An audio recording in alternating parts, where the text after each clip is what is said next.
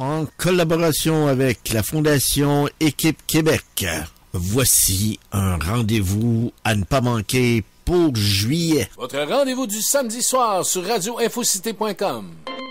Radioinfocité.com en collaboration avec la Ligue de baseball junior élite du Québec présente le meilleur baseball québécois alors qu'ils recevront la visite de l'équipe nationale junior de Cuba. Le 8 juillet au Parc Paul-Pratt alors qu'ils seront opposés au Duc de Longueuil. Le 15 juillet au stade Gary Carter du Parc Odyssey alors qu'ils seront opposés aux Orioles de Montréal. Et le 22 juillet au terrain du complexe sportif Tour-de-Billard alors qu'ils seront opposés à l'Académie de baseball du Canada. Soyez les nôtres sur radioinfocité.com avec l'avant-match dès 18h30.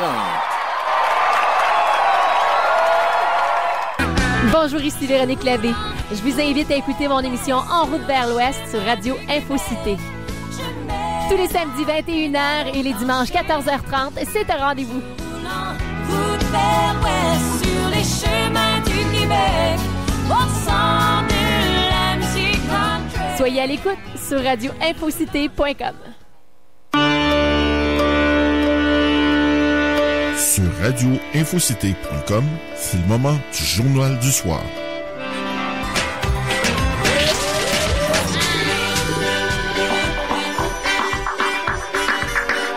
Voici votre animateur, François Saint-Louis.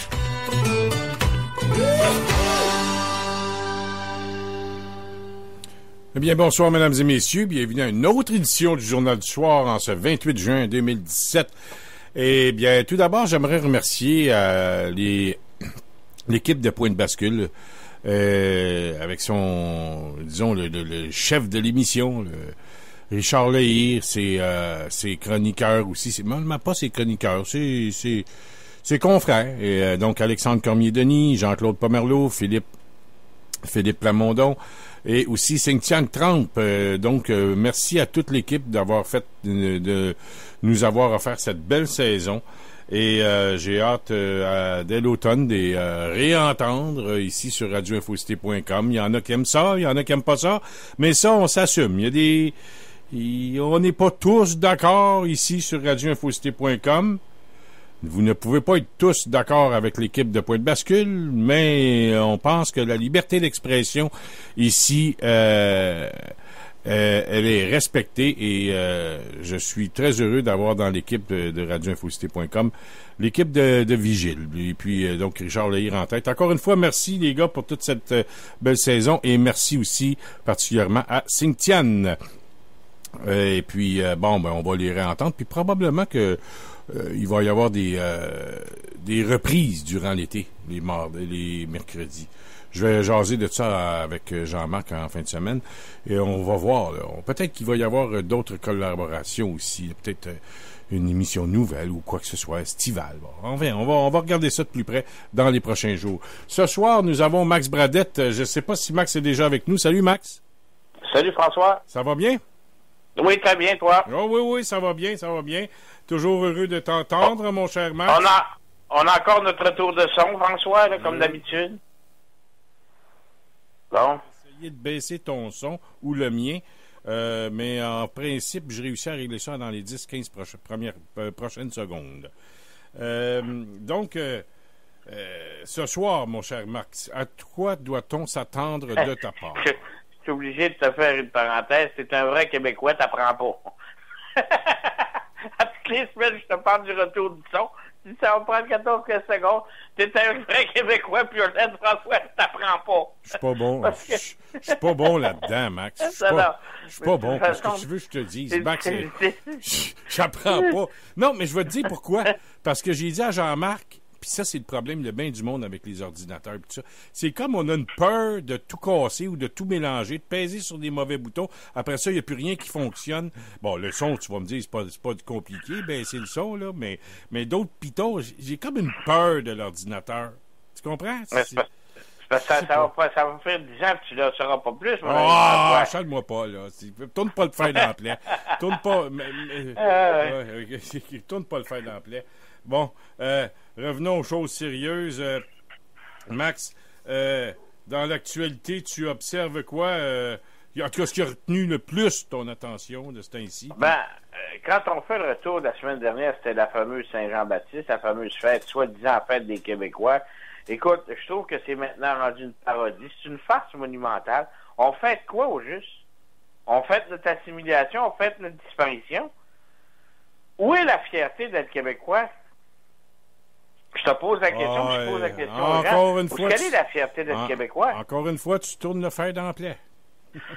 Auparavant, écoute, il est arrivé ces fameuses fêtes épiques où ce qu'on avait l'impression de bâtir quelque chose, ou en tout cas, on était après que construire quelque chose. On se dirigeait soit vers un pays, soit vers une société meilleure, mais on avait un but. Mais c'est quoi le but des Québécois, là, présentement? C'est la question que je me pose. Ça fait 10 ans qu'ils se font voler à tour de bras, puis ils sont inertes, ils se défendent pas.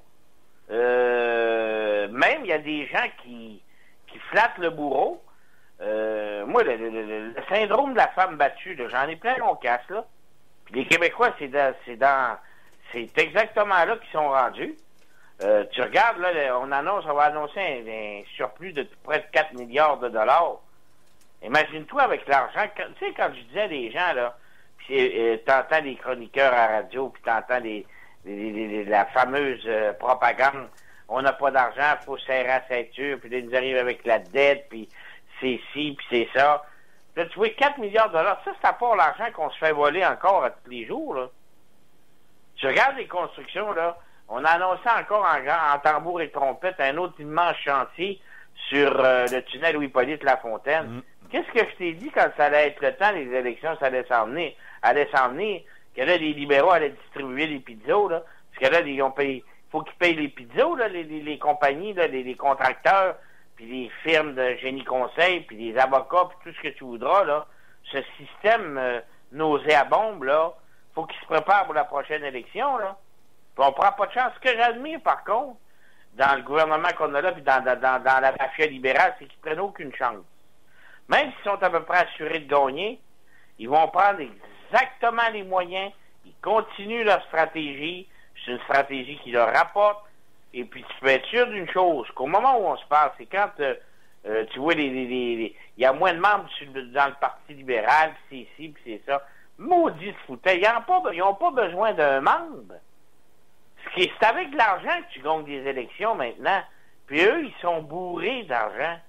Puis là, ils recommencent, parce que là, à 1 an des élections, là, écoute, il n'y a pas un endroit en Amérique du Nord où ce que tu ferais un chantier aussi gros que, comment que ça s'appelle, l'échangeur Turcot, le pont Champlain, l'échangeur Turcot, il y a des travaux sur le pont Mercier, puis là, on va boucher Louis-Hippolyte Lafontaine. Il n'y a pas un endroit en Amérique du Nord où ce que tu bouches tous les accès à la principale ville, au cœur, on va vraiment dire au cœur de l'économie de la province. Puis en plus, t'as une île. Puis pourquoi est-ce qu'on fait ça? C'est pas compliqué, c'est parce qu'il faut donner des pizzas à nos amis. Il faut que l'ascenseur revienne. Là, avec la soi-disant commission Charbonneau, avec quelques petites enquêtes, on a brossé un peu, mais là, c'est le temps, là, faut prendre le retard. Tu sais, je te dirais peut-être l'année et demie, 2 ans, où ce que ça n'a pas arrêté, mais que ça a modéré un peu. Mais là, il faut prendre le retard. Parce que les gens, ils ont continué de payer. Ils ont continué de verser le pizzo. Ils ont continué d'assurer, de couvrir la mafia libérale. Mais là, la mafia libérale, avec son chef Philippe Couillard en tête, faut qu'il livre la marchandise. Et là, avec ce fameux surplus de 4 milliards et demi quasiment de dollars, là, on va commencer à distribuer des petits chèques, des petits gugus. La bonne vieille manière libérale. Ce 4 milliards de dollars-là va servir en grande partie à quoi? Il va servir justement à satisfaire quelques amis encore, puis à en saupoudrer un petit peu sur la soi-disant classe ouvrière, là, celle qu'on appelle du milieu du paquet, là, la classe moyenne. La classe moyenne, c'est là qu'on va commencer à en saupoudrer un peu, tout en continuant de discriminer les plus démunis, les vieillards, les gens malades, les gens à faible revenu, On va continuer à leur piler sa tête. On va continuer à les mépriser. Puis c'est là qu'ils prennent leur argent. C'est leur stratégie. On se fait voler de A à Z. On est après se faire assimiler. Puis je regardais la semaine dernière lorsque je voyais fêter la fête des Québécois. Même ça, on a réussi à l'acter. C'est ça que j'admire du côté du Parti libéral. Même ça, on a réussi à l'acter. La fête nationale. On a acté les artistes. Ben, Je me souviens qu'il y a quelques années, les artistes qui étaient patriotiques, puis... Mais t'as-tu vu que ça a totalement changé maintenant? Ouais, ben, il y en ça a. Ça a totalement changé, on les a actés. Ouais. Ils viennent d'annoncer une subvention, justement, à la culture. C'est pas pour rien, là. Ah, ben, c'est Money clair. talk. Ah, C'est oui. l'argent qui parle maintenant. Oui. Puis ça, ils l'ont très, très bien compris, nos amis. Oh, tu peux pas être autrement que être admiratif devant la stratégie qu'ils ont mis en place. Quand tu t'es même craint par la mafia et que tu t'associes à la mafia, tu ne peux être qu'admiratif envers le système qui est mis en place. Là, l'été s'en vient, parce qu'à partir du moment où c'est la fête nationale des Québécois, on le sait, après ça, tout est mis dans le placard. On va entendre des platitudes à la radio, on va se débattre sur la chaleur, mais qui commence à faire chaud un peu. On va dire aux petits vieux de rester en dedans que c'est la canicule, de boire beaucoup d'eau, de ne pas faire d'exercice. C'est toujours la même rengaine. Comme on nous infantilise. C'est comme quand il neige l'hiver, de prendre garde en pelletant. Quand il fait froid, de se couvrir le nez pour ne pas poigner d'engelure. C'est toujours des platitudes de même à longueur d'année qui nous reviennent. Quand il mouille, de se couvrir parce que la pluie, tu viens tout mouiller, tu viens tout tremper. C'est toujours des conneries comme ça qu'on va entendre. Puis les vrais dossiers, ils ont été enterrés. Là. On n'a qu'à penser, regarde, en cette fin de saison, on n'a pas entendu parler de la fameuse attentat de la Mosquée de Québec. Le fameux procès là, du soi-disant là, terroriste québécois, là, le fameux procès du soi-disant terroriste québécois, là, on n'entend pas parler. La preuve qui est supposée d'avoir été divulguée, on n'entend rien parler de ça. Comment ça se fait qu'on n'entend pas parler, justement, de ce qui s'est véritablement produit? Puis pourquoi est-ce qu'il a fait ça? Dans n'importe quel autre attentat, dans n'importe quel autre incident, la preuve aurait été divulguée. Les journaux n'en auraient parlé. C'est nothing, t'en entends pas parler. Oui, mais Max, moi, tu vas faire un peu mon apprentissage au niveau des procès, parce que je connais pas trop ça. Explique-moi donc comment ça se passe. Prenons ce cas-là, là, comme Bissonnette, le supposé terroriste, là. Lui, il commet ce geste-là. Là, on l'amène devant les tribunaux. On le fait comparaître la première fois dans 24 heures, ça c'est obligatoire. Mais après ça, le processus, là, quand on dépose la preuve aux avocats de la défense, est-ce que ça devient public, tout ça? Généralement, oui. Puis Okay, c'est l'enquête. Puis il y a l'enquête préliminaire, parce que dans un cas de même, il y a une enquête préliminaire. C'est pas des enfants, là. Quand c'est des procès d'enfants, là. L'enquête préliminaire, c'est public. Mais on a su à travers les branches que le gouvernement de Justin Trudeau avait ordonné que tout ça se passe à huis clos. Mais là, on n'en est même pas rendu là dans ce procès-là. Là, on regarde parce qu'on trouve que les délais semblent être déraisonnables. Ouais, c'est ça. Et on pense qu'il pourrait même, si ça continue, de se servir de l'arrêt Jordan un petit peu plus tard. Parce qu'on pense pas qu'il va être jugé avant 30 mois. Il y a anguille sous roche dans cette question-là. Tu sais, la fameuse question épineuse qui était dit par tout le monde que c'était peut-être un homosexuel, puis qu'il y avait un copain qui était musulman, qui était homosexuel, puis c'est une question qui a jamais été véritablement fouillée, mais ni même démentie. Elle n'a jamais été démentie non plus, François. Là. C'est vrai. Ça n'a jamais été démenti. Non. Encore ça, on a balayé ça sous le tapis. Ouais. Au municipal, le 25 000 à Denis Coderre, son fameux chèque de 25 000, là, on a entendu parler du fameux chèque de 25 000 à Denis Coderre, ça a passé encore comme du beurre dans le poêle. Oui, effectivement. Puis il l'a assumé, par exemple. Il a dit qu'il l'avait fait. Toutes les frasques mais quand même que tu avoueras que t'as fait... Quand tu fais un crime, tu fais un acte déloyal, quand même tu l'avoueras, ça t'exonore pas de faire face à la justice. Ah oui. Il n'y en a pas un d'eux autres qui fait face à la justice. Mais il n'y a pas un... À quand datent les dernières accusations portées par l'UPAC? À quand? Ça fait depuis Nathalie Normando, ça doit faire 1 an et demi, 2 ans. Ben, il y a peut-être l'autre, là, le chose, là, un peu de bombe, mais il est sorti au bout d'1 mois et demi. Non, Apple Bomb, c'était pas l'UPAC, ça? avant Nathalie Normando. Oui, t'as raison. Donc, tu fais 1 an et demi, 1 an et demi, 2 ans.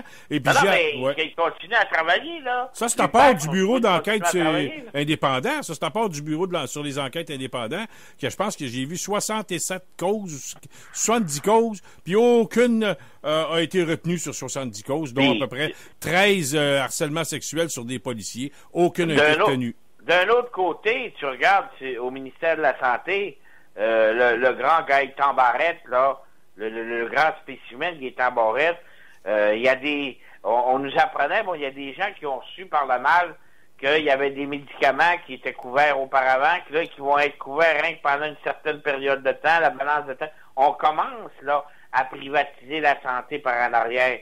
En plus, ça privatiser la santé par en arrière, là, avec les fameuses cliniques, qui a bâti, là, les super cliniques, en socialisant le risque et en privatisant les profits, on continue même au niveau des médicaments, de l'assurance médicaments. Là, il y a des médicaments qui étaient couverts, il y a des médicaments qui ne le seront plus. Toutes ces choses-là, mon ami, toutes ces choses-là sont cachées. Ce sont des nouvelles, mais toutes ces choses-là ne font pas l'actualité. Tu regardes maintenant les platitudes qui font l'actualité, c'est épouvantable.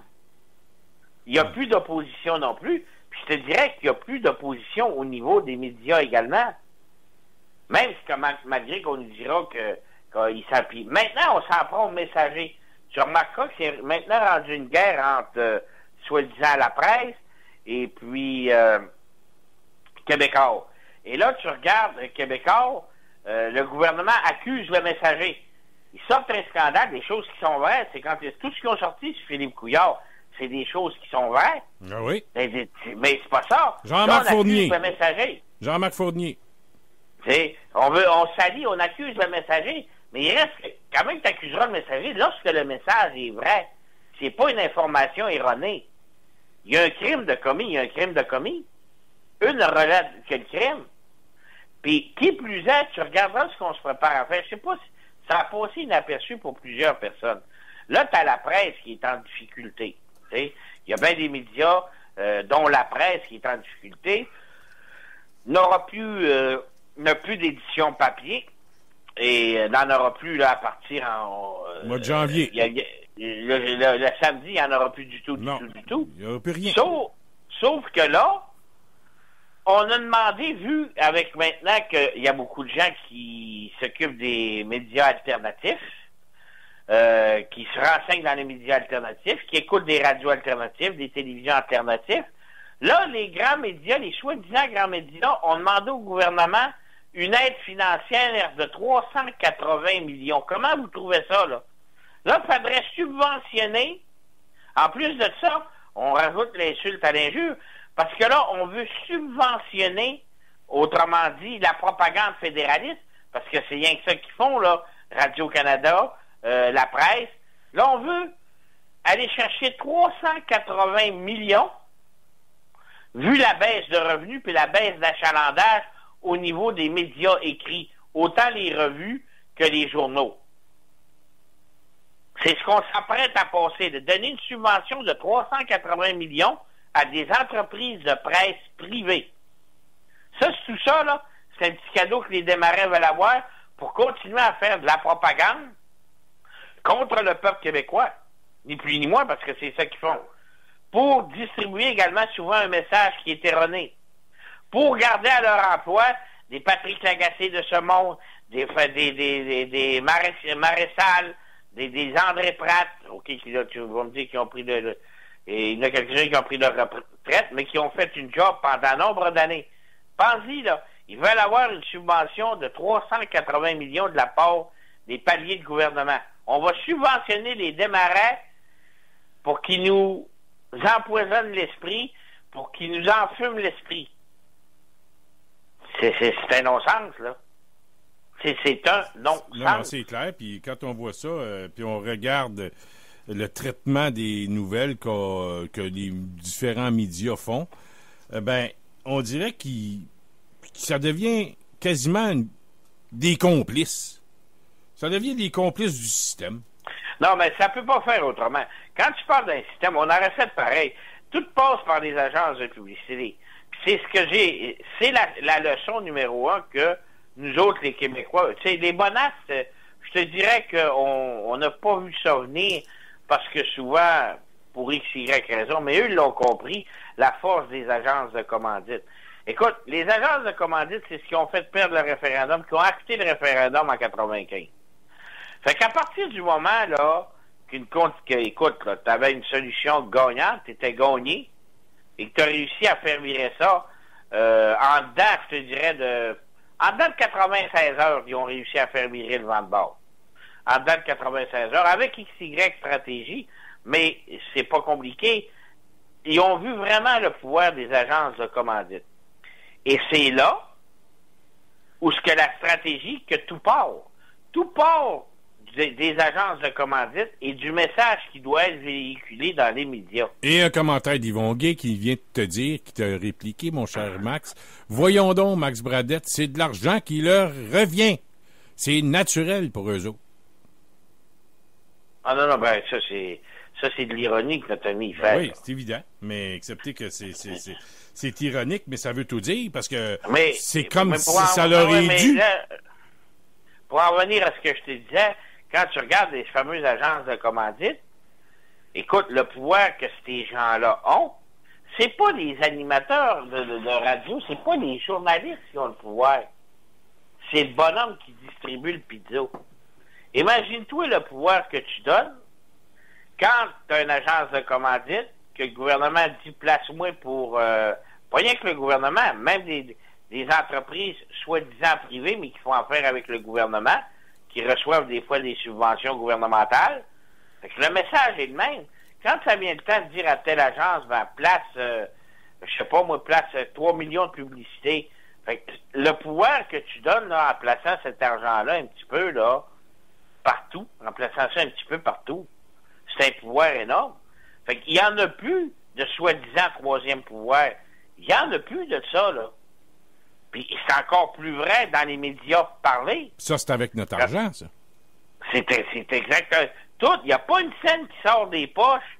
Auparavant, là, souvent, tu avais des riches hommes d'affaires qui achetaient des élections. Mais en tout cas, au moins, il fallait qu'ils prennent de l'argent de leur poche puis qu'ils en mettent. Puis ça marchait, puis des fois, ça marchait pas. Mais maintenant, là, ils ont établi une stratégie que on leur permet même de faire on leur permet de faire de fausses factures, de la fausse facturation. En tout cas, tout le fameux stratagème qui a été mis en place pendant X ans, c'est fabuleux, là. Ah oui, c'est clair. C'est fabuleux, François, là. Oui, mais Max, m'a te posé une question. T'sais, mettons, là, t'as le référendum de 80, 95. En 95, ils ont eu peur en maudit. Puis là, toi, t'es un stratège libéral. Puis tu te dis, t'es dans des grosses maisons à Westmount, puis t'es quelqu'un, comme tu dis, là, qui tire les ficelles, puis que, bon, tu t'appelles Desmarais, tu t'appelles, je sais pas qui, il y en a bien du monde de même, là. Puis tu dis, eux autres, là, les séparatistes, puis les Québécois qui veulent faire un pays, là, faut les planter à jamais. Faut tout prendre, tous les moyens qu'il le faut, mais faut plus que ça arrive, ça, des référendums comme ça. Fait qu'ils prennent les moyens. Non, mais c'est même pas... Ça va au-delà de la question du référendum. C'est qu'ils ont réussi à nous faire croire qu'on était trop pauvres. Autrement dit, ils nous ont fait reculer de 70 ans. Maintenant, le message qui est véhiculé dans les médias, c'est qu'économiquement parlant, c'est ici, qu'on est trop pauvres, qu'ils nous arrivent toujours avec la fameuse dette. Ils font peur au monde. Ça fonctionne. Ça a toujours fonctionné, faire peur aux Québécois. Ça a toujours la question qui a fonctionné. Des pensions, que les petits mieux qui allaient perdre leur pension, aller jusqu'à ce qu'ils allaient perdre leurs assurances maladie, ça a toujours fonctionné, la peur avec les Québécois. Ben oui, c'est sûr. Puis c'est comme ça qu'il fonctionne encore. Écoute, Philippe Couillard a gagné sa dernière élection en faisant peur d'un soi-disant référendum qui était même pas sur le tapis. Là, quand tu parles là, qu'un peuple avoir peur d'avoir peur d'aller voter pour savoir si tu vas donner un mandat à ton gouvernement d'aller chercher quelques pitances de plus à Ottawa. C'est pas fort, ça, François, là. Avoir peur des gens d'être obligés de se lever, se déplacer, mettre un X et dire oui, on voudrait peut-être même un petit peu plus de pouvoir avec notre argent. Parce que ça se résume à tout simplement ça, là. Max, tu viens de résumer en une phrase ou deux c'est quoi la souveraineté du Québec. Tu sais, c'est pas... Puis, tu sais, Reggie Chartrand, il appelait ça, lui, la phobophobie. La phobophobie, c'est peur d'avoir peur. Non, mais en vérité, on serait supposé d'être une société plus évoluée. Une société qui comprend plus. Une société qui est mieux renseignée avec les médias sociaux. Ben oui, parce qu'on est bons, nous autres, les Québécois, dans le monde. On a le Cirque du Soleil, on a Bombardier, on a des grosses compagnies. On est bons, nous autres. On n'est pas capable de s'assumer. Mais malgré tout ça, François, quand tu regardes, là, ce qui s'est produit, c'est que nos arrière-grands-parents, nos grands-parents puis nos parents, qui étaient beaucoup, soi-disant, moins instruits que nous autres, effectivement, qui étaient beaucoup plus peureux que nous autres, ben, ils ont amené ça quasiment, ils ont amené ça à 50 000 votes de se faire un pays. Ben, moi, je pense que la leçon qu'on doit retenir, c'est qu'ils étaient peut-être beaucoup plus courageux que nous autres. Ben, on était dans le tas, nous autres, là. On était dans le tas, nous autres, en 95, Max. Là. Beaucoup plus courageux que la génération qui nous suit, là. C'est quand tu entends parler des Boisdier de la Gabrielle Nadeau-Dubois, que tu entends parler la femme à barbe, Manon Massé, que tu entends que les médias, parce que c'est tout de la poudre aux yeux, que tu sais que c'est tellement stratégiquement parlant bien organisé au niveau des médias, quand tu vois le tas d'importance qu'on donne à une association entre Option nationale et puis Québec solidaire. Ça, je te l'ai dit l'autre jour. J'aurais dit carré, moi, qui mange la marde, là. Si tu veux qu'on fasse avec ça, là. C'est 3-4% des votes, là. C'est peut-être 30% dans un comté, 35% dans un comté, mais à la balance de la province, c'est 3-4%. Il n'y a pas personne qui... Écoute, d'abord, peux-tu t'identifier? Je m'excuse, là, je veux pas faire de peine, là, mais y a-tu quelqu'un au Québec? Est-ce que Manon Massé représente 50% des Québécois? Es-tu malade, toi? Non, mais ce que je veux dire, c'est quand tu regardes Manon Massé, et puis ça, là, ça n'a pas de rapport, là. Je ne fais pas, là, mais tu l'entends parler, tu regardes sa vision, la défense des transgenres, la défense des... Mais est-ce que c'est la priorité de 50-60% des Québécois? 80. 80.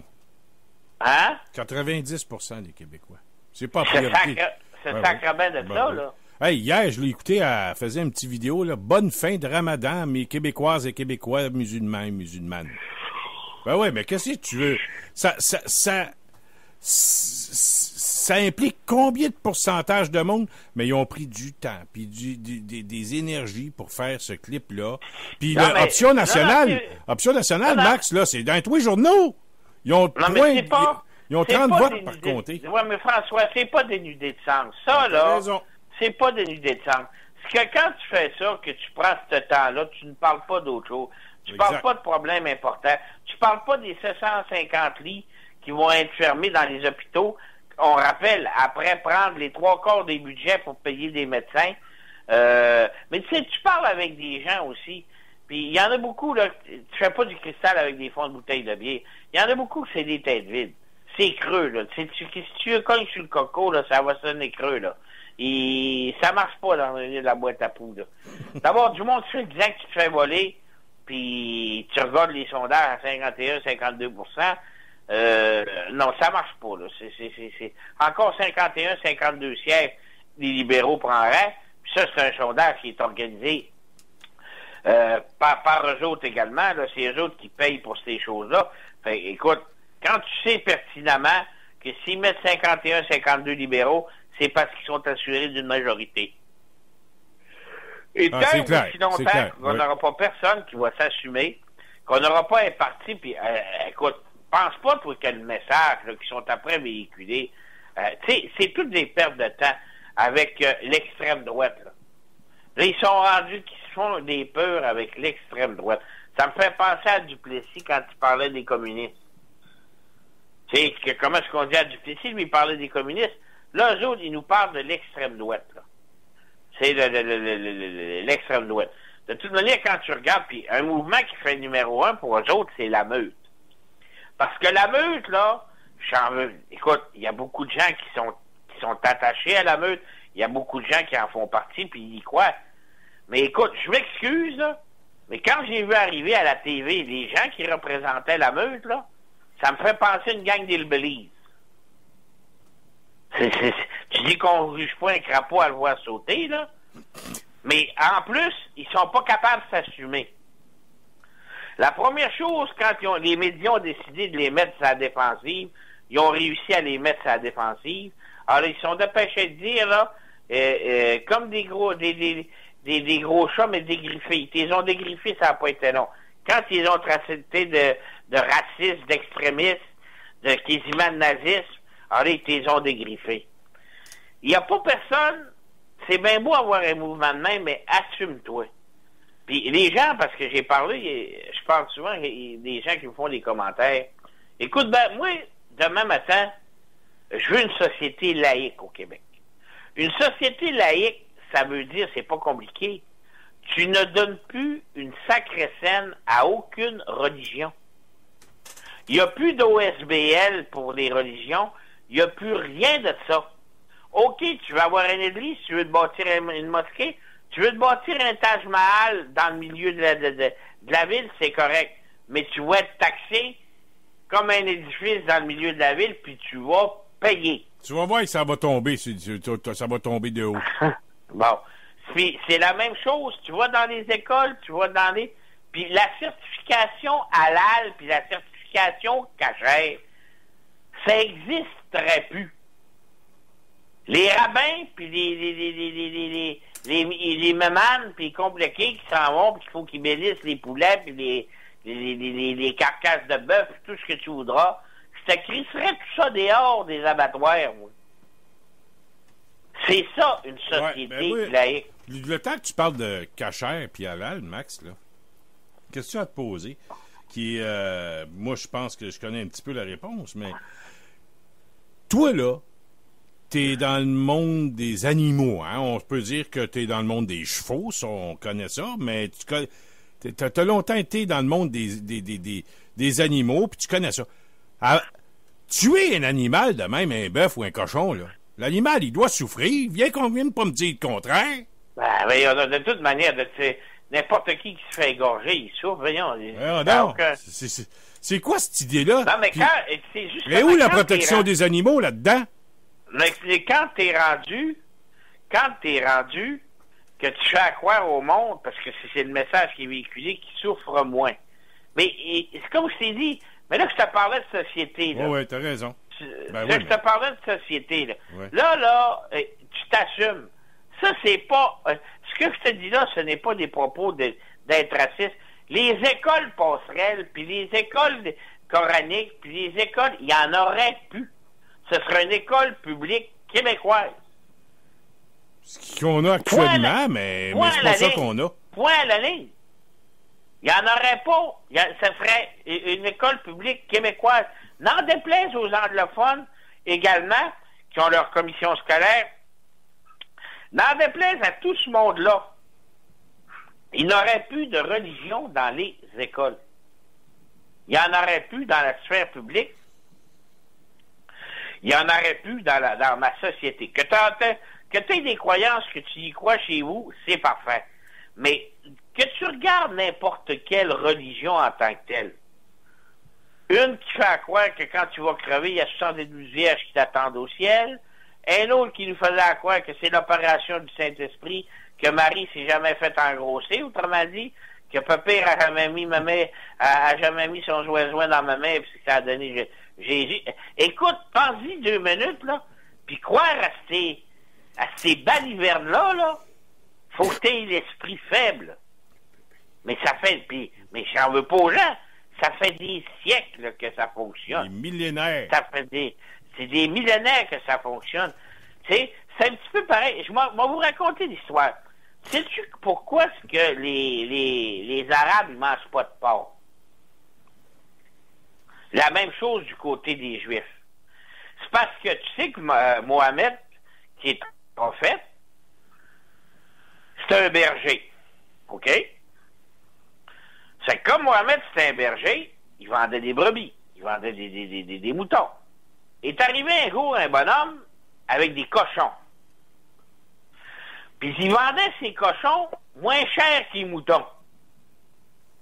Fait que Mohamed a décidé que c'était écrit dans les Écritures saintes que Allah y avait dit que le porc était impur.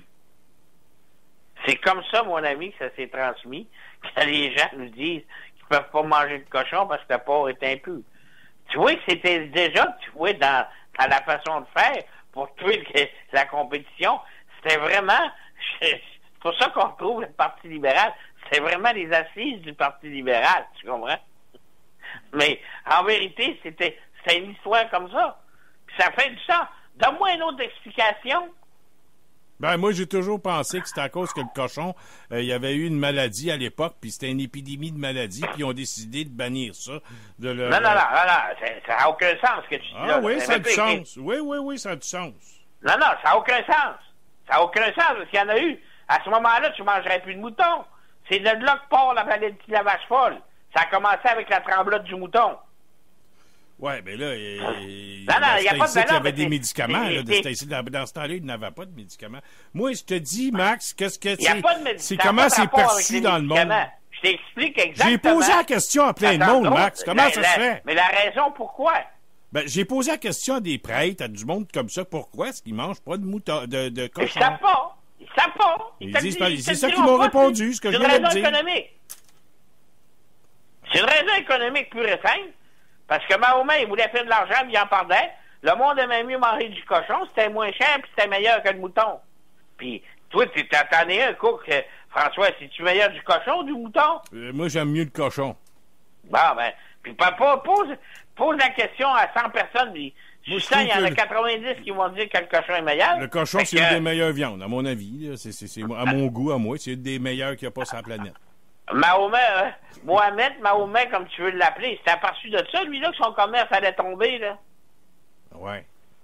Il s'est aperçu que son commerce allait tomber, fait qu'il dit, on va arranger ça. Allah me dit que c'était Allah, parce que c'est toujours quand Allah lui a dit. Ça a toujours été de même, fait que c'était le prophète, Allah lui a dit. C'est pas...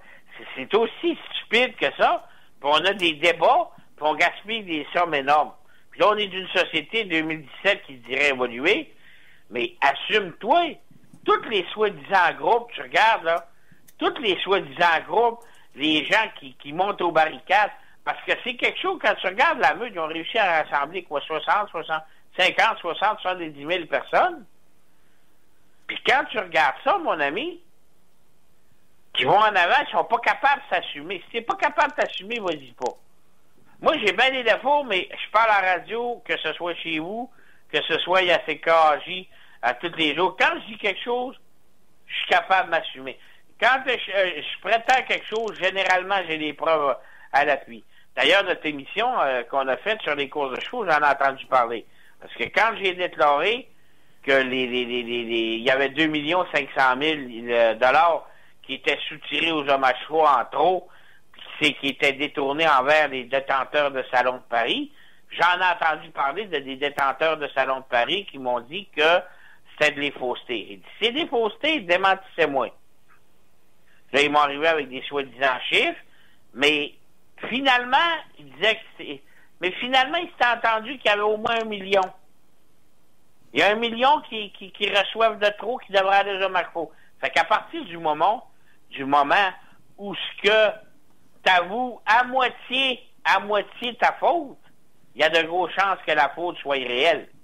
Mais moi, je le savais. Mais c'est quand même pour te dire que les gens, quand tu regardes, ils pensent à leur intérêt personnel. C'est tout à fait normal. Je les aurais pas fait de reproche d'avoir pensé à leur intérêt personnel. Il y a eu une opportunité, ils l'ont pris. Ça, c'est correct, c'est formidable, c'est ça le capitalisme. Mais c'est la même chose à tous les niveaux.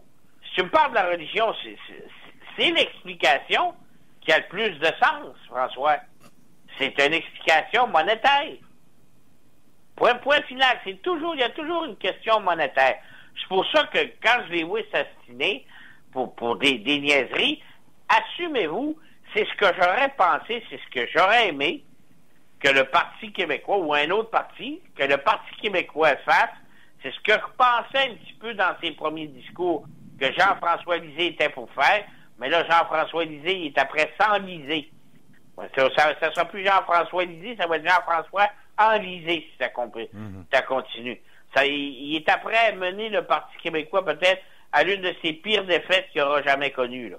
Parce que François Legault, il y a rien qu'à continuer à faire son sourire insignifiant, mon ami, puis il va être l'opposition officielle. Il ne sera pas le gouvernement, là. Il va être l'opposition officielle.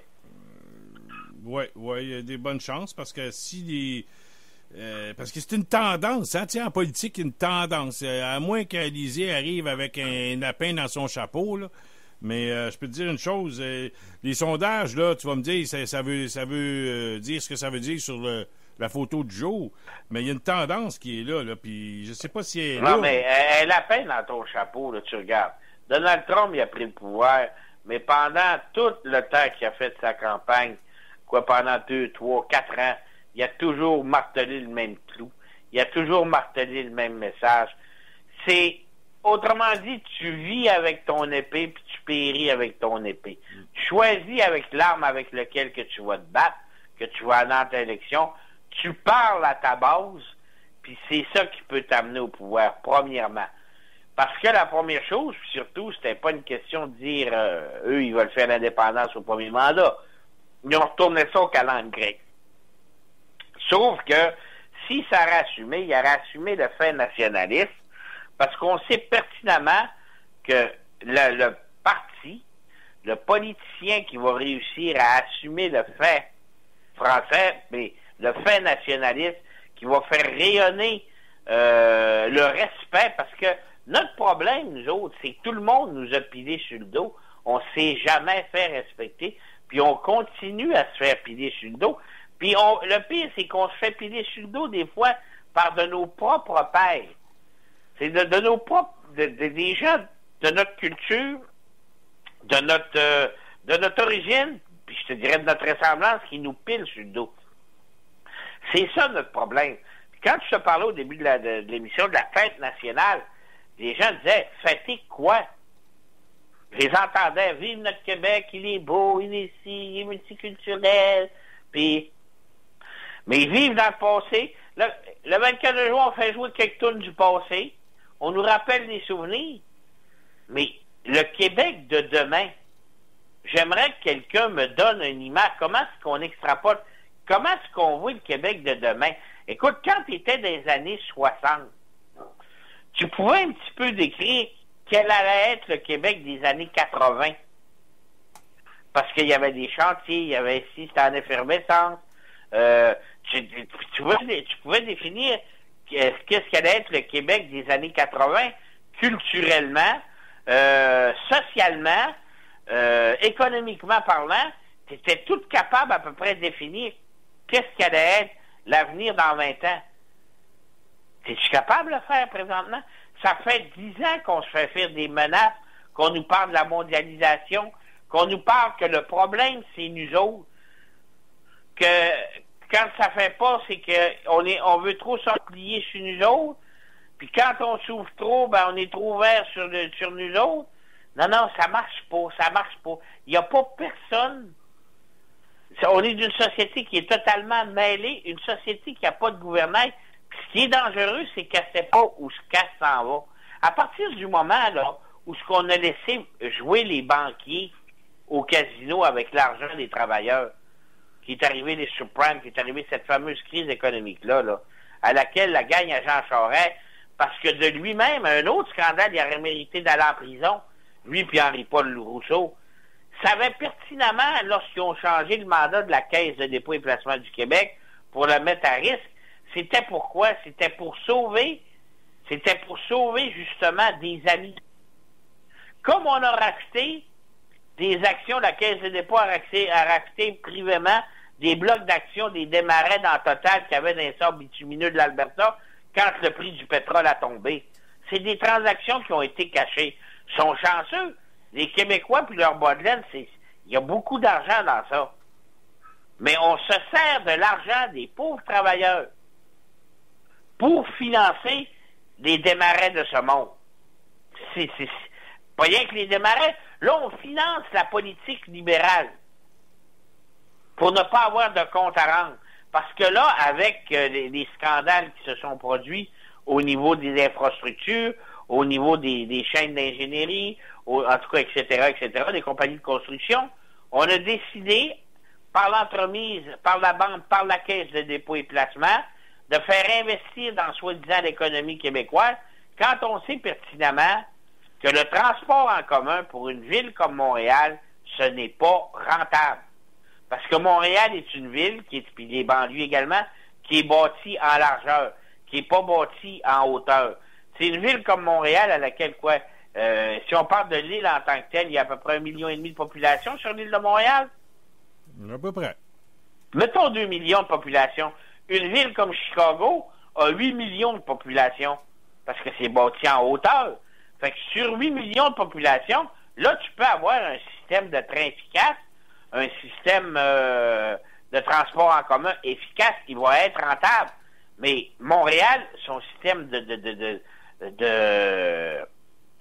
train, son système de communication ne le sera jamais rentable. Et là, le gouvernement a réussi à détourner l'attention, à prendre la Caisse de dépôt et placement du Québec et se servir de eux pour continuer à donner des contrats à leurs amis sans avoir de compte à rendre au peuple.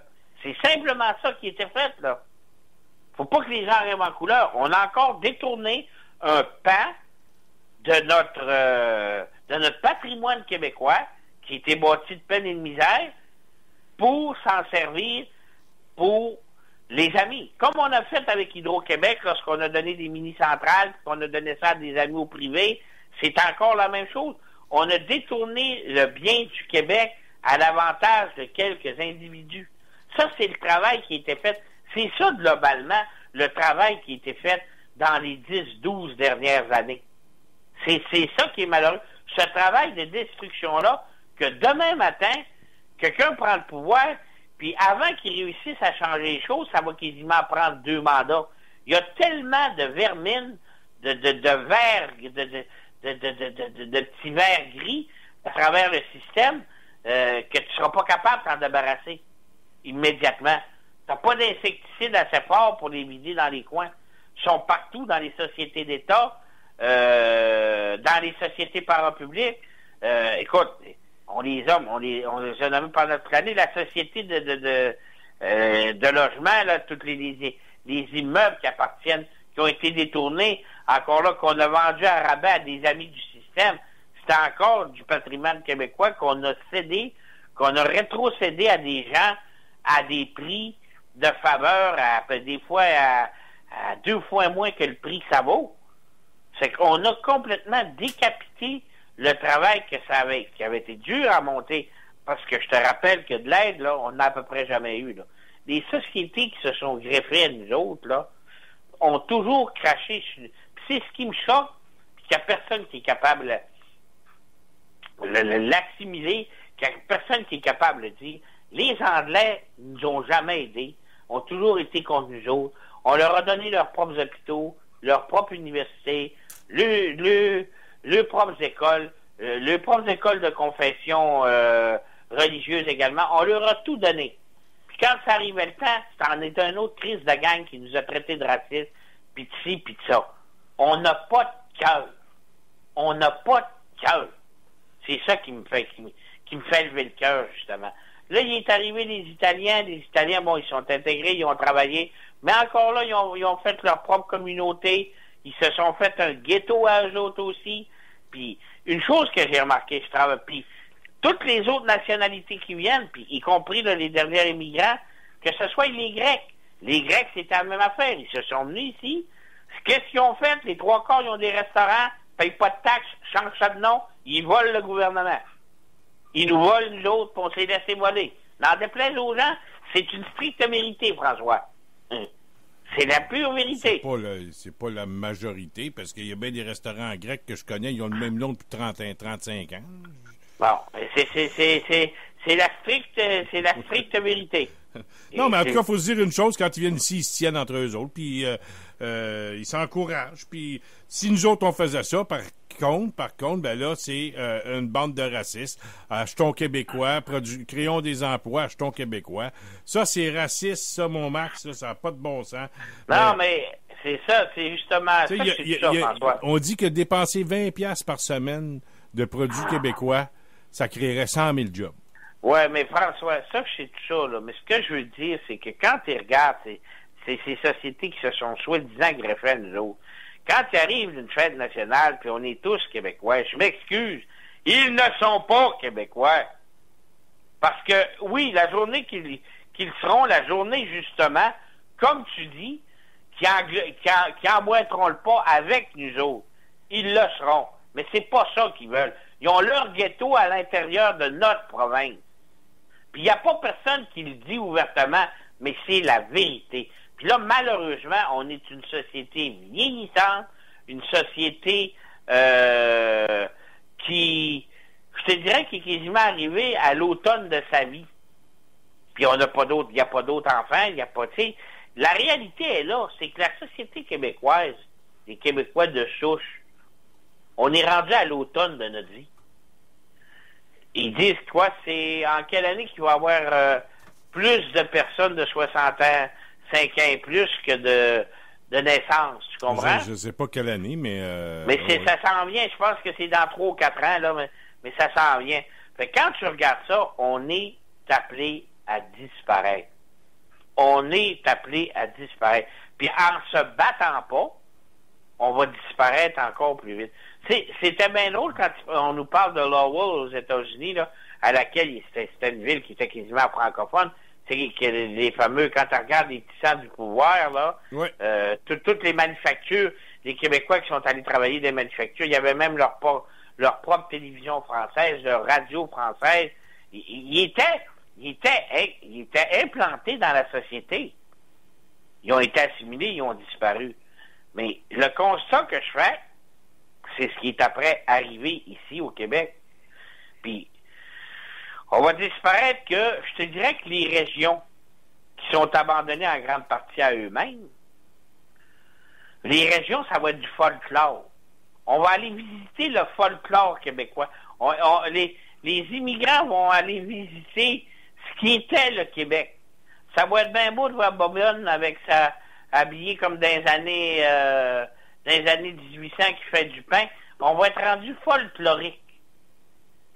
Puis plus tu regardes, là, malheureusement, François, c'est le constat qu'on doit faire. On peut pas arriver avec 50 000 immigrants qui rentrent par année. Puis ça, qui rentrent, en plus, qui n'ont pas la même origine, qui n'ont pas la même religion, ou je te dirais qu'ils n'ont pas les mêmes coutumes que nous autres.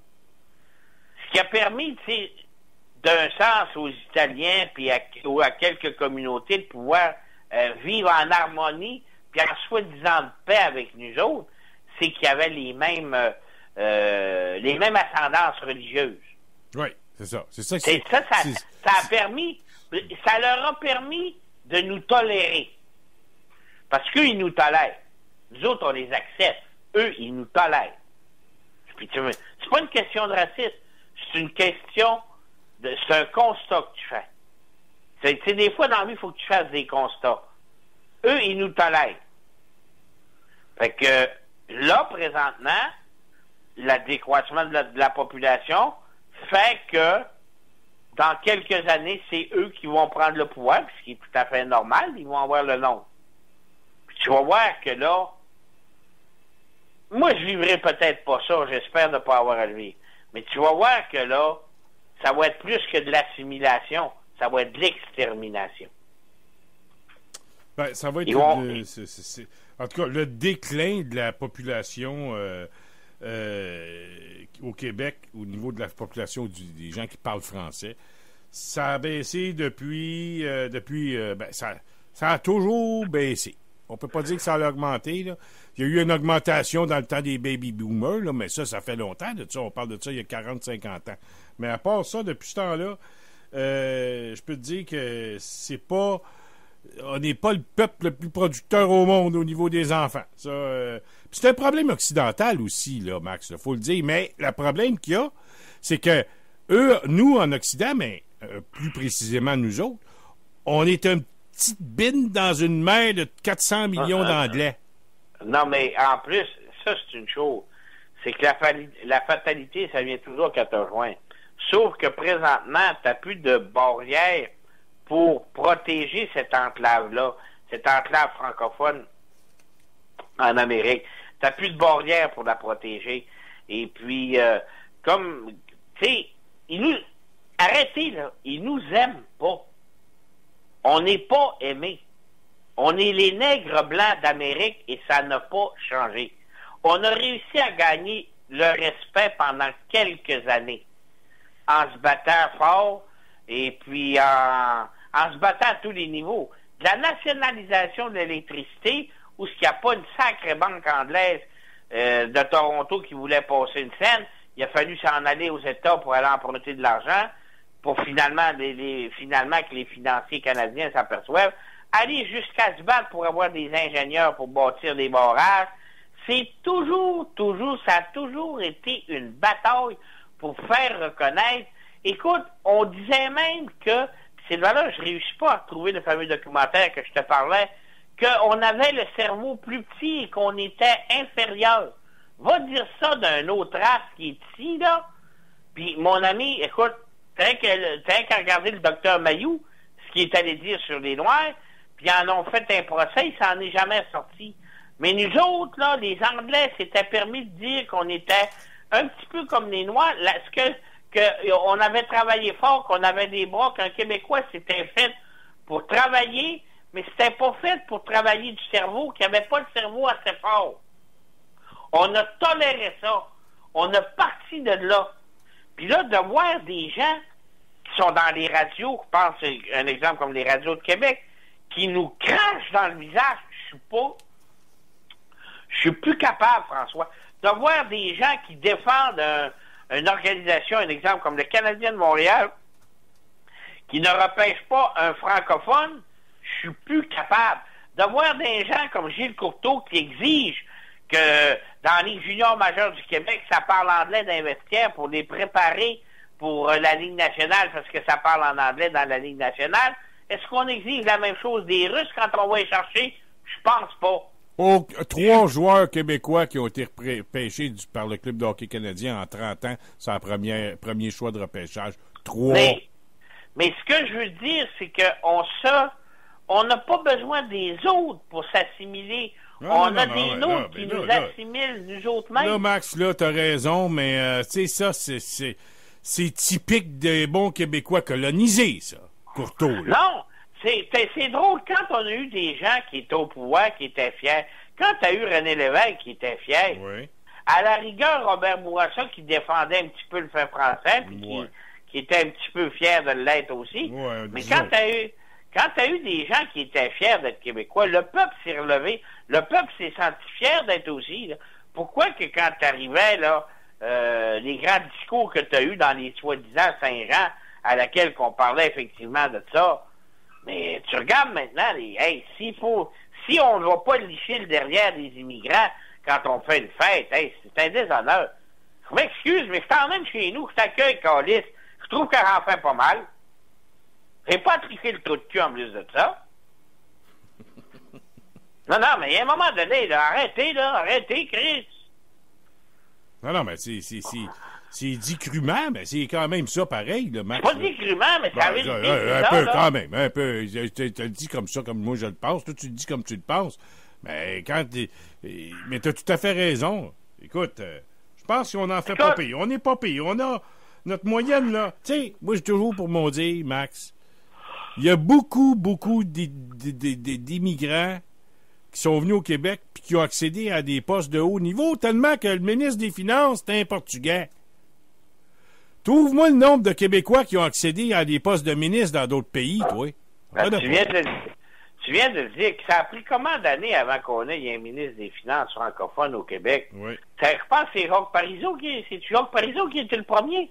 Non, je pense pas. Là. Il y avait avant Parizeau. Je me souviens pas dans le gouvernement Bourassa, parce que Parizeau, ça a été le premier ministre des Finances de René Lévesque. Ça, je sais, mais en tout cas... Mais avant ça, je pourrais pas te dire. Il faudrait peut-être faire une recherche là-dessus. Mais il y a une chose que je veux revenir un peu. Je sais qu'aller jusqu'en 1960, il n'y en avait pas. Ouais, mais tu sais, Jacques Parizeau, René Lévesque, les Lesage, puis les gens maîtres chez nous, tu sais, il y avait des projets de société, c'est-à-dire nationaliser l'électricité au Québec. Parce qu'il y a des régions qui payaient le double du prix d'autres parce que les compagnies anglaises savaient que c'était éloigné, puis ils pouvaient se permettre de le payer de faire payer le monde plus cher. Puis ça a été le docteur Hamel dans le temps du Duplessis, puis ça a pris du temps avant que ça se réalise, parce que tu connais la série. Non, la plus grosse, ça, tous ces gens-là, mais la plus grosse réalisation, là, dans tout ça, le plus grand pas... Attends, maman, ça y est, m'a te faire un quiz, là, c'est l'impôt du Duplessis? Non, c'est René Lévesque, quand en plus de nationaliser l'électricité, c'est que déjà là, en national l'électricité, puis écoute, il a créé un monstre, parce que maintenant on l'a eu. T'avais pas toutes les firmes d'ingénieurs, toutes les firmes pour bâtir, c'était toutes des Anglais, puis c'était des gens de l'extérieur. Il exigeait que ça soit québécois. Oui. Et il exigeait d'avoir des entrepreneurs québécois, tu comprends ce que je veux dire, des ingénieurs québécois. Ça a créé un monstre. Ça a créé un film d'ingénierie qui, comme récompense, 40 ans plus tard, ce sont des voleurs avec un permis. Ils ont volé pendant les 10 dernières années en faisant des fausses factures, etc., puis en donnant le pizza au gouvernement. Mais il reste que ce travail-là de dire, hey, là, vous allez arrêter de... Tu sais, moi, ça m'a resté frappé parce qu'on nous parle de l'esclavage des Noirs, on nous parle toujours de la discrimination, puis t'as pas un peuple qui a été discriminé chez lui autant que le peuple québécois. Puis t'as pas personne qui est capable de s'asseoir puis de lui mettre à pleine face. C'est ça qui me choque, François. Moi, ce que j'attendrais d'un François Lisée, le dernier qui l'a fait, il s'appelait Camille Lorrain, lorsqu'il a passé cette fameuse loi 101, il a dit on a remis les minorités à la place qu'ils doivent être, c'est-à-dire celle de minorité.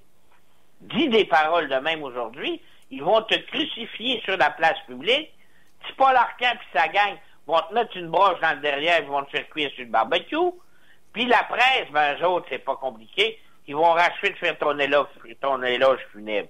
Mais il reste que c'est quand même la question. Quand ils me parlent de fête nationale, qu'ils me parlent de fierté, j'en vois pas un de cette calice de gang-là qui est fier d'être québécois. J'en vois pas un qui va te parler justement, wow, pendant tant d'années, là, c'est tel-là, ils nous persécutaient. Ils nous aiment pas plus qu'ils nous aimaient avant. Écoute, ça fait dire qu'on avait le cerveau plus petit que les autres. François, c'est le plus petit que les autres. Qu'on avait été conçus, qu'ils nous avaient envoyé ici, qu'on était tous des bagnards, ou en grande partie fils ou filles de bagnards, qu'on s'est emmenés ici, qu'autrement dit, on s'était quasiment accouplés entre nous autres, qu'il y avait de la consanguinité, on était consanguins entre nous autres, c'est pour ça qu'on avait le petit cerveau plus fait. Hey, c'est ça, là, c'est pas aussi pire que le racisme que t'as pas, là. Hey, on a passé, en plus de ça, quand c'était le temps, ils ont brûlé dans le temps de la conquête, ils ont brûlé des fermes, ils ont brûlé des maisons, ils ont violé des femmes, il n'y a rien qu'ils n'ont pas fait. Il n'y a rien qu'ils n'ont pas fait, qu'ils nous ont pas fait. On a passé à travers de ça, puis tu fais ta fête nationale en me mettant Claude Dubois, puis en me cantant ses affaires, puis en venant me parler de son cancer. C'est ça, rien contre ça, mais c'est ça, la fête nationale. T'en mets un autre qui s'en vient me dire, bon, le multiculturalisme, touche ouvert. C'est ça mon histoire. Non, c'est pas ça mon histoire. L'histoire, c'est d'un peuple qui s'est toujours battu, d'un peuple qui s'est toujours battu pour survivre, économiquement, culturellement parlant, puis là, qui est après, justement, se faire achever. Mais il n'y a pas personne qui est capable de lui mettre les trous, les 2-3 à bonne place, il dirait, hey, regardez ce qui se passe, là. C'est ça qui est après se passer. On est après mourir. Puis on meurt tranquillement, puis ils vont être bien... Ce qu'ils n'ont pas réussi à faire, je te dirais avec les armes, ce qu'ils n'ont pas réussi à faire financièrement parlant, nous appauvrissant tout ça, parce qu'on s'est resserré entre nous autres, on écoute, comment est-ce que les cultivateurs ont eu de la misère, les agriculteurs? La misère maintenant, tu vas me dire, c'est plus pareil, je le sais bien, mais comment est-ce que, écoute, la moyenne, ça crevait à 45-50 ans. On était l'endroit, en Amérique du Nord, où ce que l'espérance de vie était la plus faible, François. Les morts au niveau...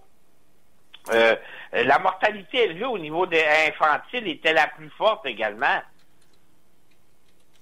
Si on a passé à travers tout ça, c'est ça notre histoire. C'est ça, puis là, on est après se faire assimiler, on se fait voler, on se fait violer. Puis tu vas venir me dire d'aller, hey, tous ensemble, puis un Québec multiculturel, puis un Québec de toutes les couleurs. Non, c'est pas ça. C'est pas vrai, ça. C'est pas vrai, ça. Ça, c'est la fin, je te dirais même, c'est la solution finale. La solution finale est justement de nous noyer dans une mer de multiculturalisme sans identité. C'est Jean-Marc Fournier, il l'a dit, on va venir une culture à travers d'autres cultures. C'est ça qu'on va devenir. Puis c'est ce qu'on a fait. On a isolé la région de Montréal par rapport aux autres régions, puis ça a très, très bien réussi, parce que les autres régions, ils s'en balancent de ce qui se passe à Montréal, jusqu'au moment où ceux qui vont prendre les décisions ne leur ressembleront pas, n'auront pas leur culture. Ben, il va y avoir un prix à payer pour ça, François. Que tu le veux ou non, le prix, puis le prix va être cher, là. C'est clair. Le prix va être cher, puis j'irai même plus loin que ça, les gens. La fameuse loi mourir dans la dignité. La journée, une loi, ça change, ça s'élargit. La journée que nous autres, on aura pu un certain contrôle sur nos lois, que nos lois vont être passées par les nouveaux détenteurs, les nouveaux habitants du Québec, tu vas voir que eux, là, ils vont fort probablement être moins enclins à dire, ben écoute, là, faut faire le ménage. Moi, je te dis que l'euthanasie, puis ce que je dis là, le monde, il y en a qui me disent, Max, t'es fou. J'espère me tromper. Mais dans 10 à 15 ans, l'euthanasie va être rendue une chose normale. On va euthanasier des malades mentales. C'est un génocide c'est de cette manière que le peuple québécois va s'éteindre par son propre génocide. Parce que notre destinée est écrite comme ça.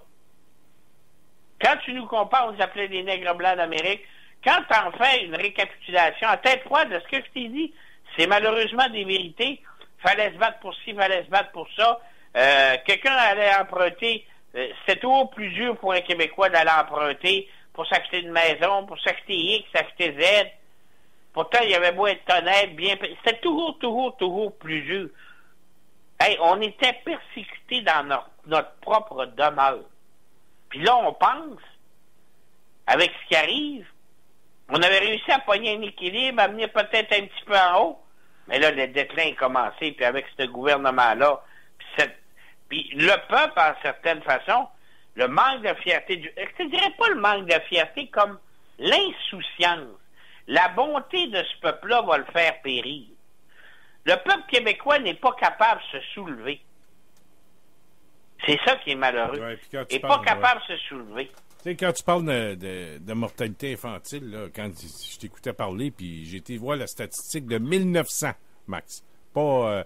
et puis en 1900, là, au Québec, là, en 1899, on peut dire que c'est 1900, on compte 2071 morts à Montréal pour 7715 naissances, soit un taux de 26,8% de décès. Écoute bien le chiffre pour la Ville de Québec. Pour la Ville de Québec, la même année, en 1899-1900, sur 1332 naissances, on compte 665 morts, soit un taux de 49,9% de mortalité infantile. Un enfant sur deux mourait à Québec. Pendant qu'à pendant qu'à Londres, puis à New York, puis à Paris, puis partout, c'était à 18%. Mais ici, c'était 50% des enfants mouraient, même puis la plupart en bas d'un an.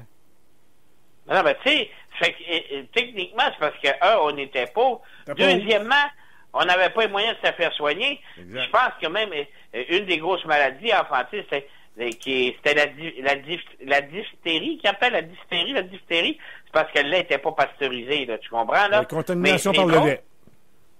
Et puis en plus, on pognait toutes les maladies, des maisons mal chauffées, des familles qui restaient dans des taudis. T'avais le clergé qui disait, faites-en des enfants. C'était un en arrière de l'autre. Puis c'est tout ça qui a fait qu'on a survécu en tant que peuple. Puis écoute, cette misère-là, puis là, tu vois comment que ça se passe, puis jamais personne relaxe cette fin-là. C'est ça, la fierté. Quand tu me parles de fête des Québécois, tu me parles de fierté. C'est de ça que je suis fier. Puis j'ai pas à ne pas être fier d'avoir passé à travers ces choses-là. Mais je suis tanné de me faire dire là, que c'est un raciste. Non. Nous autres, on a vécu du racisme. On a vécu de la persécution. On a vécu de l'extermination, même gardiens qui n'ont pas essayé pour nous faire disparaître. Mais là, ils ont réussi.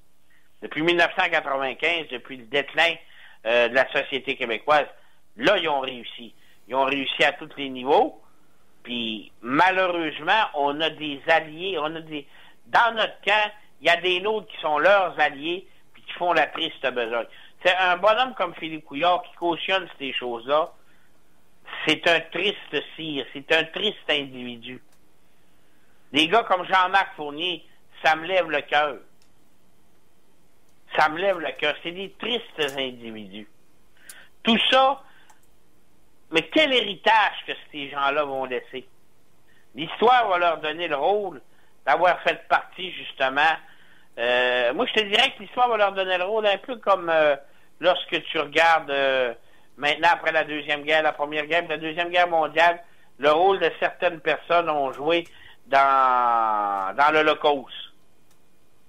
Ben, t'as des gens qui, à travers l'histoire, on sera peut-être plus là, mais quand des philosophes, des gens vont s'attarder sur l'histoire du Québec, puis la disparition du fait français au Québec, puis la disparition de la culture québécoise, ben on va regarder certainement les années qu'on vit présentement, puis des hommes en place vont certainement faire partie, être comme des traîtres à leur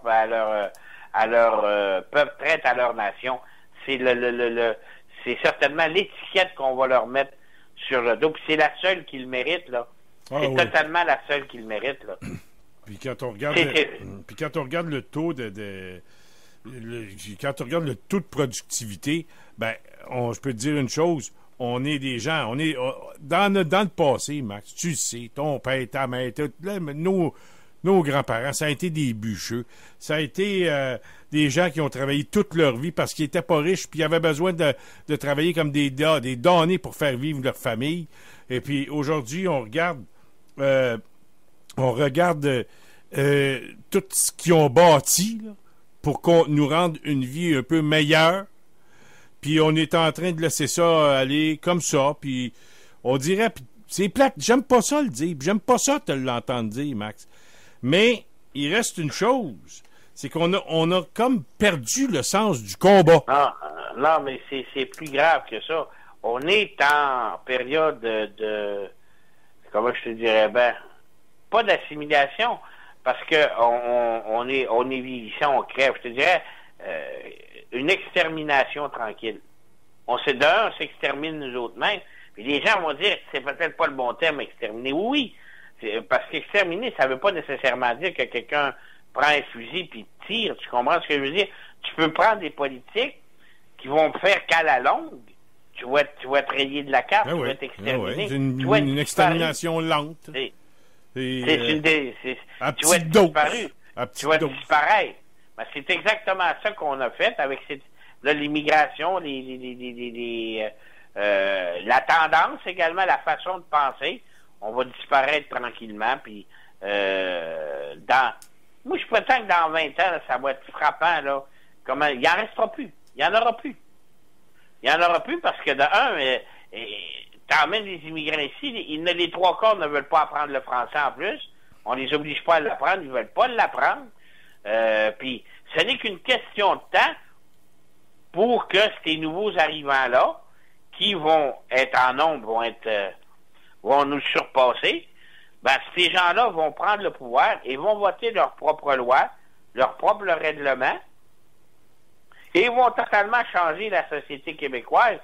Ce sera plus notre culture, ça va être leur culture. Je ne sais pas. D'après toi, tu penses que les Québécois n'ont plus de sang qui coule dans les veines, de combativité? Ils n'ont plus de combativité du tout. Est-ce que tu penses que ça peut revirer de bord un jour, tout ça? Non, on est inférieur en nombre. Au moment où on se parle, là, plus ça va, plus on... Là, pour le moment, on est encore majoritaire, mais ce n'est qu'une question de temps.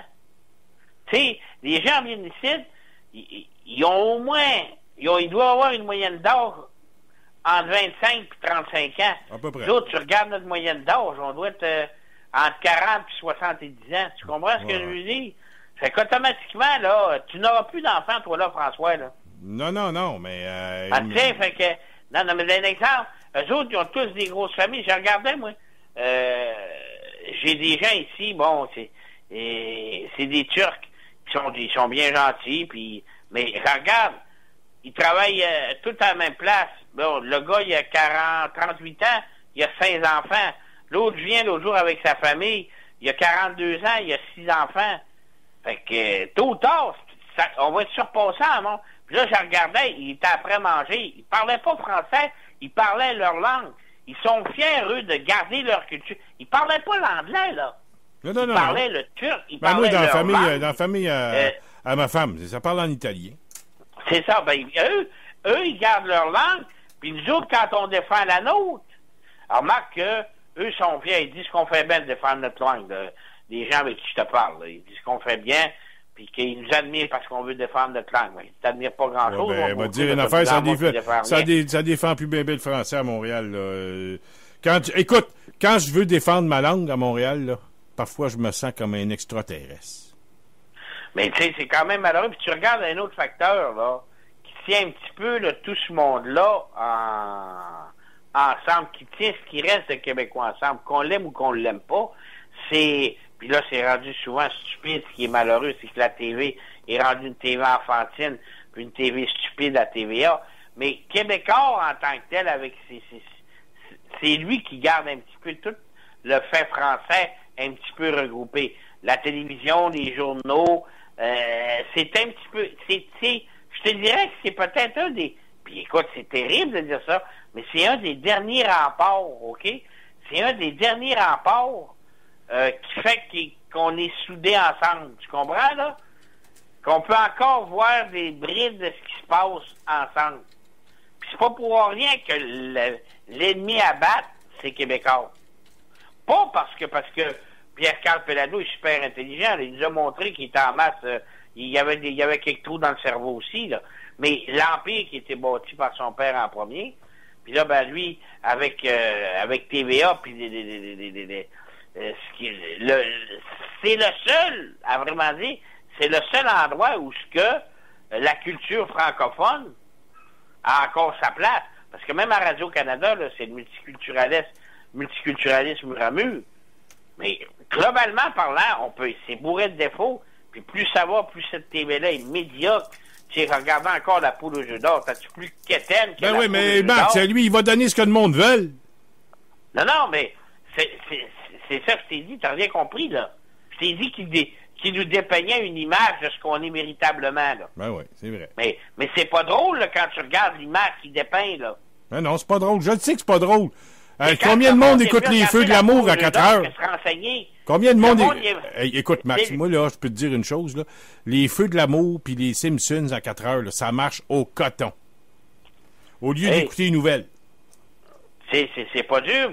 Mais quand tu regardes ça, c'est un des derniers remparts où notre culture, notre identité, les quelques téléromans à l'automne, c'est le dernier rempart de la nation québécoise. Un peu comme à Lowell aux États-Unis. Je te dis qu'un jour, pas si lointain, les gens vont dire ce que je t'ai dit là, mais tu vas entendre dire un bonjour pas si lointain. Bon, c'était la dernière émission francophone à soi-disant TVA, ce que ce sera devenu, puis après tant d'années d'histoire, on ferme les livres. C'est ce qui va arriver. C'est ce qui va arriver parce que on est en décroissance, on est en assimilation, on est en extermination. Ça fait pas plaisir à dire, François, mais c'est un fait réel, puis ça avance à grand pas. Oui. Moi, c'est le constat que je fais. Puis je vois pas, politiquement parlant, de personnes qui sont assez lucides pour en parler comme ça. Oui, mais tu as raison pour le constat. Mais par contre, moi, je garde quand même espoir qu'un jour, il y ait quelqu'un. Je sais pas qui encore. Je sais pas, je peux pas te le dire qui. Mais il y a toujours quelqu'un qui peut arriver puis rendre le peuple meilleur, rendre le peuple fier. Je sais pas. Il est pas arrivé. Je le vois pas. Je t'avoue, là, je le vois pas arriver. C'est pas lisé. Rendre quel peuple? Un peuple multiculturel qui sera pas renable? Parce que c'est ça qui va s'en venir. C'est que la société, autant québécoise que canadienne, là, ça sera pas gouvernable, là. Tu peux pas avoir 1700 sortes de personnes, puis que tu le veuilles ou non, partout où ce que les Arabes ont mis les pieds, la marde a pogné. Mais le constat est cru, mais il est réel. T'as pas le droit de le dire. Mais c'est la vérité quand même. Partout ce qu'ils vont, la marde pogne. Il n'y a pas de raison qu'elle ne pogne pas ici non plus, là. C'est nous autres qui va se soulever avant. C'est ça qui est malheureux. Hey, avant qu'on se quitte, François, oui. Je voulais te dire ça. On songe peut-être, on parlait de même, peut-être que j'aurais l'idée cet automne, on va peut-être faire un spectacle d'humour. Oh, ça serait bon, ça. Un spectacle d'humour sur la politique à laquelle on va voir, là, comme on avait parlé, on va probablement s'organiser pour avoir une petite salle à laquelle les gens vont pouvoir venir voir. On ferait un spectacle d'humour où les gens pourraient interagir avec moi sur scène pour, justement, on va rire un petit peu de cette politique-là, de toutes ces magouilles-là, de ces farces-là, là, parce que c'est une farce monumentale. On va rire un petit peu de ça, mais en ayant quand même un message qui laisserait un laisser un message, véritablement. Faut laisser un message en arrière de tout ça. Un petit peu comme notre ami Denis Coderre, tu sais, il y a toujours une phrase que je me souviendrai dans Elvis Gratton, quand il est après posé, puis il dit « Hey, m'a l'avoir, mon permis de bière. » Mais ça me fait penser à Denis Coderre, quand il arrivait, puis il n'y a jamais eu autant de salons de massage à Montréal, puis de bordel. Puis j'imaginais un gars un gars des gangs de roues, un autre chose. Hey, moi l'avoir, mon salon de massage. Oui, monsieur, on va l'avoir, notre salon de massage. Mais il va l'avoir, mais bon. Non, mais ça serait une expérience à tenter. Et qui sait, un jour, peut-être que tu vas faire la place des arts. On sait pas. On n'a pas de prétention-là, mais on est en discuter. Je suis en discussion avec des gens qui voudraient peut-être écrire des scripts ou des choses de même, mais je pense que je vais peut-être y aller un petit peu à la Jean-Marc Parent. Y aller avec un genre d'improvisation à laquelle on m'a demandé au public d'interagir. Je pense qu'on pourrait avoir du fun. J'avais même pensé, je n'en ai pas parlé, elle va si jamais elle écoute, mais peut-être faire même un sketch avec José Rivard. Je pense que ça pourrait être super bon. Ah, il va y avoir du monde. Je pense que ça pourrait être super bon. En tout cas, écoute... faire passer le message par l'humour, ça a l'air que ça marche. Écoute, c'est ce qui remplit le plus les salles au Québec. C'est ce qui remplit le plus les salles au Québec. Hey, puis je vais vous faire une primeur. Si Jérémy Gabriel chante, je vais chanter une chanson aussi. OK, c'est bon. Ça, je te prends au mot. On se reparle la semaine prochaine, Max. Salut, François. Salut. Bonjour tout le monde. Salut. Max Bradette, comme à chaque mercredi, il perd pas de son verbe, et puis tu sais, c'est souvent dit, cru comme ça. Vous êtes pas content, ben allez ailleurs, allez écouter un autre poste, allez écouter Fabi la nuit, c'est bien correct aussi, là. Mais vous savez, à un moment donné, les choses, faut qu'elles soient dites.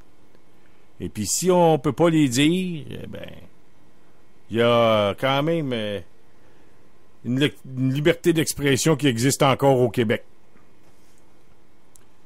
Là-dessus, je vous donne rendez-vous demain soir, 21h30. N'oubliez pas, 19h30, les gars de sport sont là. Et puis, j'espère qu'on va nous parler un peu de baseball, parce que ça s'en vient, le baseball, sur radioinfocité.com. Et puis, demain, notre ami Antoine Boucher-Paquette va être avec nous. Et puis, on va regarder tout ça. Puis, s'il y en a qui s'ajoutent, on jasera aussi. Il n'y a pas de problème.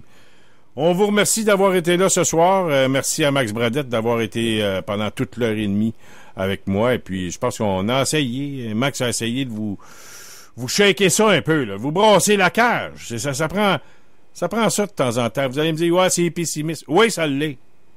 Ça l'est parce que... Mais on va essayer d'être optimiste aussi. Faut regarder ça.